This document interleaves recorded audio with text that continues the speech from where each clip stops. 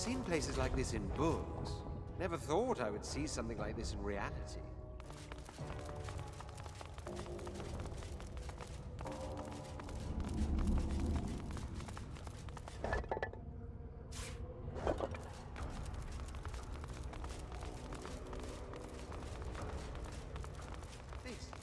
This is the archaeological discovery of a lifetime.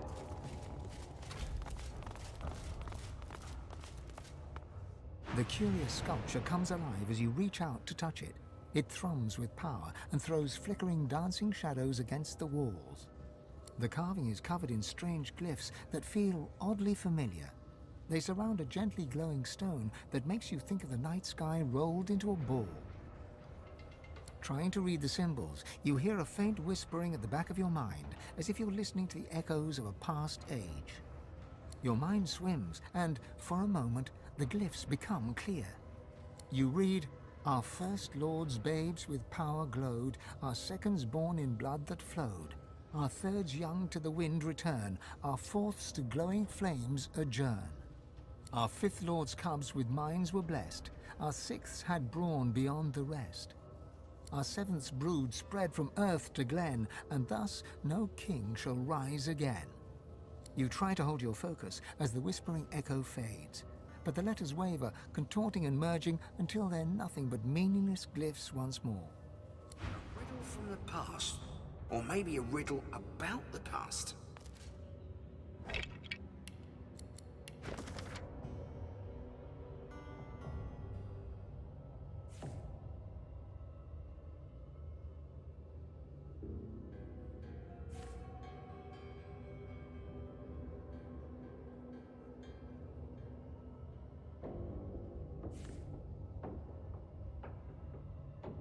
What a way to die, down here in this darkness. Poor soul.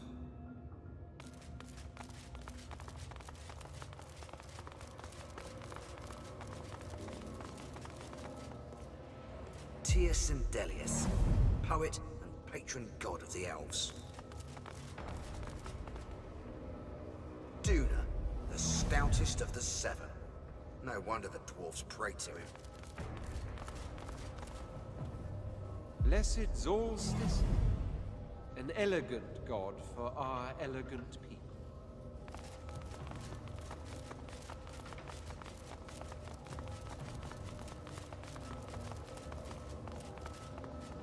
It's Amadia, mother of wizards.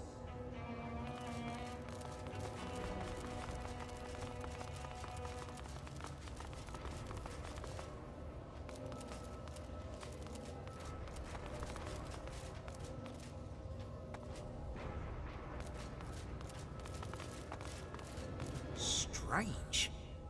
I've never seen anything like this before. The god of the orcs, Vrogia. Zantetsa, the goddess of mirth, worshipped by imps. Ralik. I used to pray. Well, that wasn't right.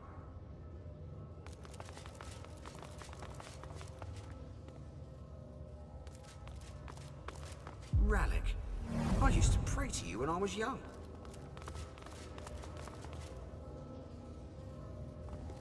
The god of the orcs, Vrogia.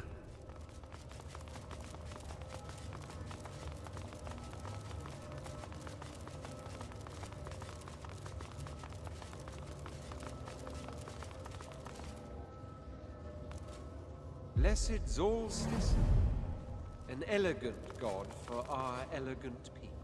Tia Sindelius, poet and patron god of the elves. Duna, the stoutest of the seven. No wonder the dwarves pray to him.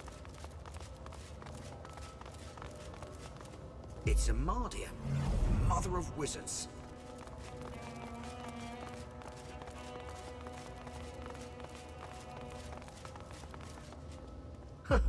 Zantetsa. Well, that wasn't right.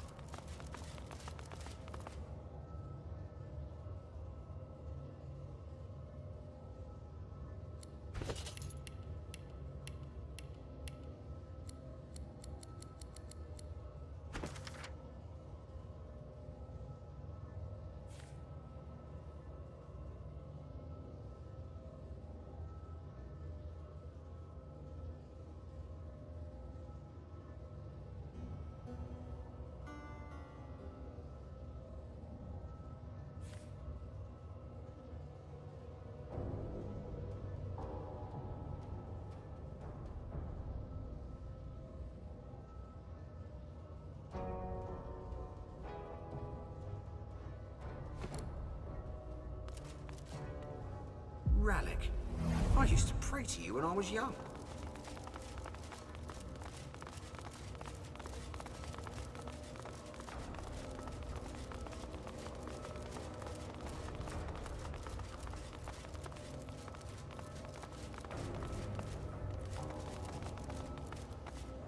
Duna, the stoutest of the seven. No wonder the dwarves prayed to him.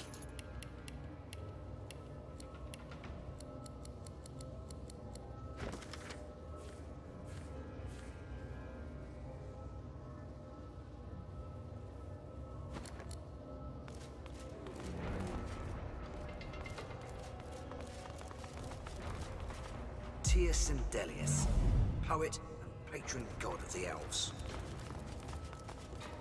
Blessed Solstice, an elegant god for our elegant people.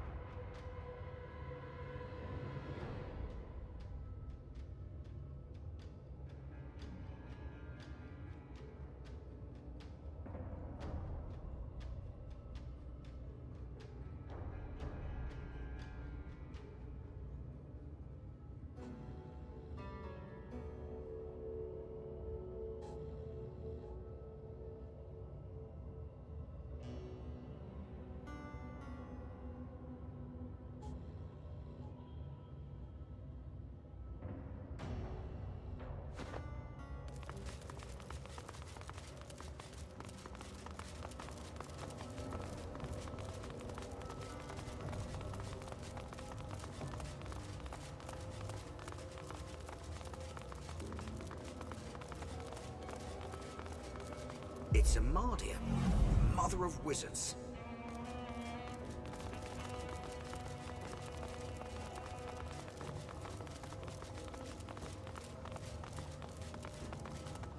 Sindelius, poet and patron god of the elves.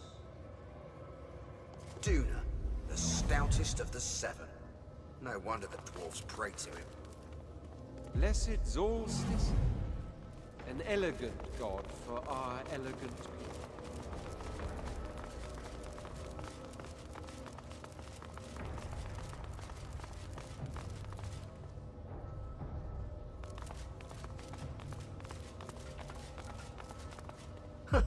Zantetsa, the goddess of mirth, worshipped by imps. The god of the orcs, Vrogia. Rallic, I used to pray to you when I was young. That's it, we're through.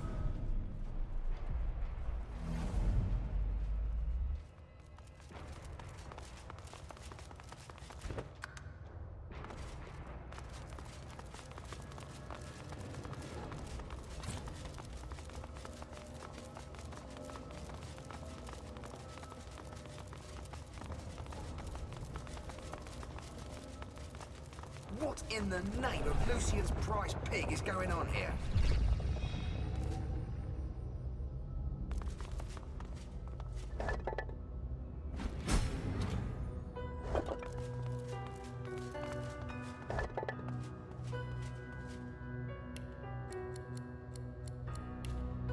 I wonder what they did in life to deserve such a resting place. As the creature crawls from the sarcophagus, you hear a gasp of breath. Fane steps forward, never taking his eyes off her. I must speak to her. It is vital. Please, stand aside.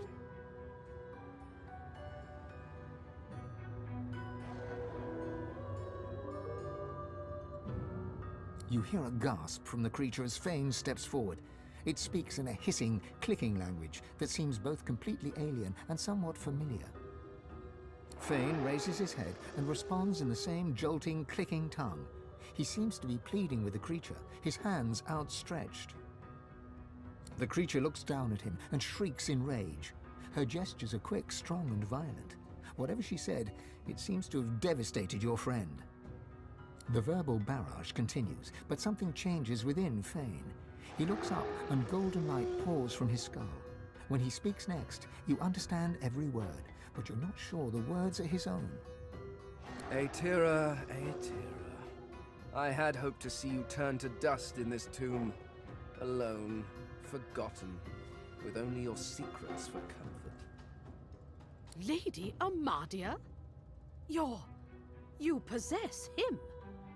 Have you fallen so far that you seek shelter within that? Does your vessel even know what you did?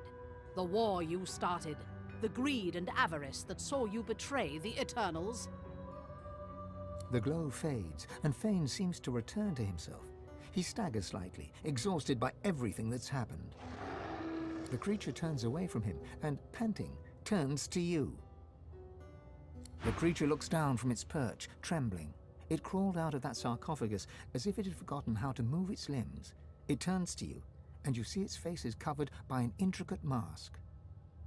From behind its unmoving lips, you hear a noise. It starts as a groaning, croaking chatter, but slowly becomes more distinct. It's speaking. Mais Saravel te de larentu, Chamery?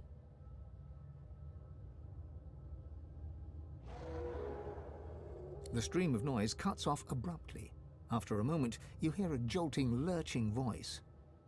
It wears the face of Rallic, but speaks the tongue of beasts. How cruel. I suspected the Seven Lords won the war after they locked me here, but seeing their faces on dumb creatures, a depressing confirmation. Fascinating. So quick to anger. It has the outward appearance of one of our kind, but underneath it is so very primitive. Perhaps this is to be expected when creation is left to 7 amateurs. The king would never have been so sloppy in his work. Deep within your soul, you feel your god stirring at the sound of the voice. You can feel its anger and fear swelling inside you.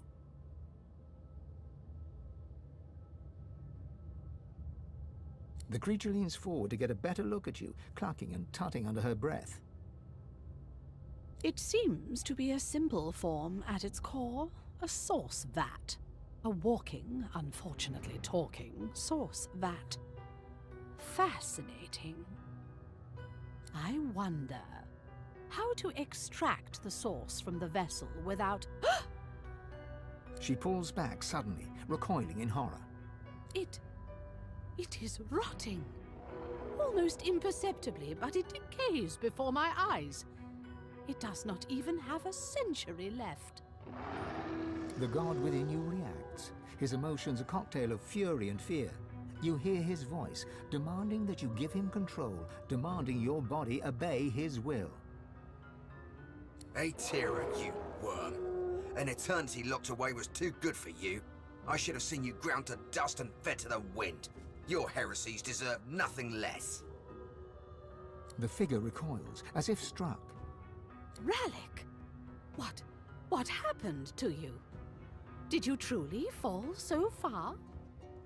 Silence! It is your king that has fallen. He and all the other eternal cowards were flung into the void, and the power you were too scared to hunt has made me a god. And yet here you stand, small, weak, decaying. I will not even need the Aetherin to grind you into the dust. You feel your god freeze at the mention of this Aetherin, a cold terror settling in your chest.